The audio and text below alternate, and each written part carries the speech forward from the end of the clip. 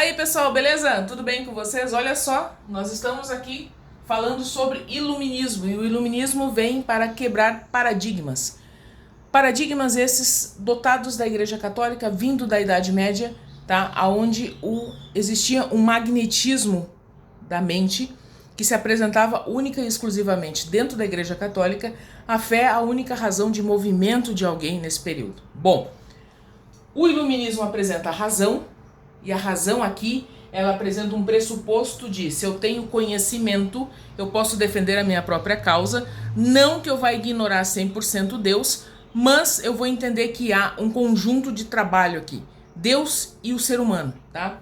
Então há a razão, e aí a tradição e o dogma religioso, especialmente, ou a Igreja Católica em si, porque é ela que vem, né, a grande senhora feudal, ela vem e se apresenta. Bom, falando de tradição, não é que a tradição é algo ruim, mas quando ela aprisiona, ela é, tá? Então esse é o problema. Então aqui há uma quebra de uma tradição que faz mal para o ser humano.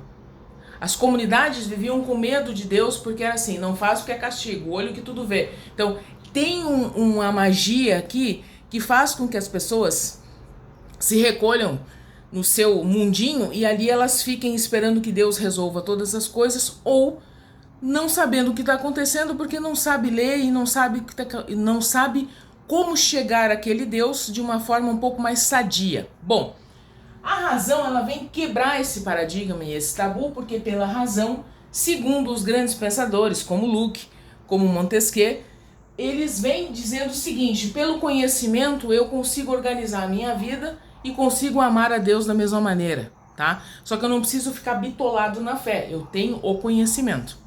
Esse conhecimento gera liberdade e gera progresso humano, tá?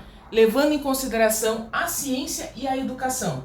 Se todos esses movimentos acontecem ao mesmo tempo, a sociedade vai para frente. E essa é a ideia e a estrutura do iluminismo. Pois bem, a liberdade aqui se fala em autonomia, não só de sociedade, mas também financeira. Então entra o liberalismo econômico, tá? As pessoas têm condições de cuidar dos seus próprios dinheiros sem a intervenção do Estado. E isso é extremamente importante. Por quê? Porque ao mesmo tempo que gera liberdade, vem pelo raciocínio, pelo conhecimento, pela ciência e pela educação, eu consigo uma liberdade humana e financeira. Eu consigo ter propriedade privada. Então aqui vem a estrutura de uma propriedade privada. Eu consigo ter alguma coisa minha casa, meu carro, tá? Dando exemplos que na época, claro, nós estamos falando do iluminismo, mas dando esse exemplo para a gente poder entender melhor. Pois bem, só que há contradições dentro do iluminismo e a banca da URGS, que é para onde eu estou olhando nesse momento, ela vai apresentar exatamente isso, as contradições.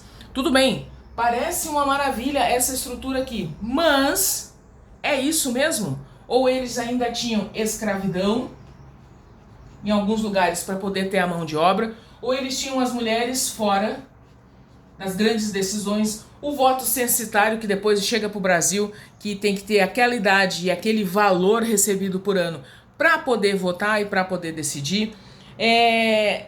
Essa parte aí, essas contradições, porque tudo há uma contradição. Nós temos sempre as duas visões de uma esfera só.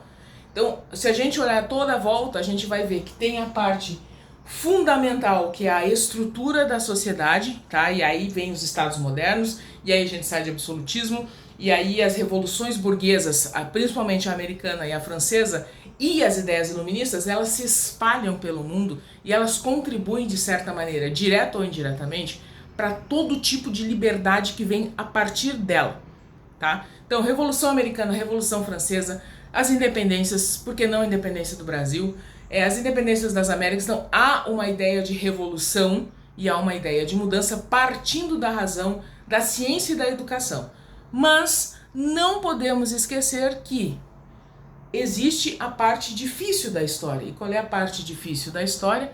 Que é a escravidão, as mulheres fora do contexto censitário, as dificuldades de governo. Então, temos que sempre prestar atenção em todos os sentidos da história, naquilo que é favorável e naquilo que não é tão favorável assim. Espero ter ajudado vocês com iluminismo e liberalismo.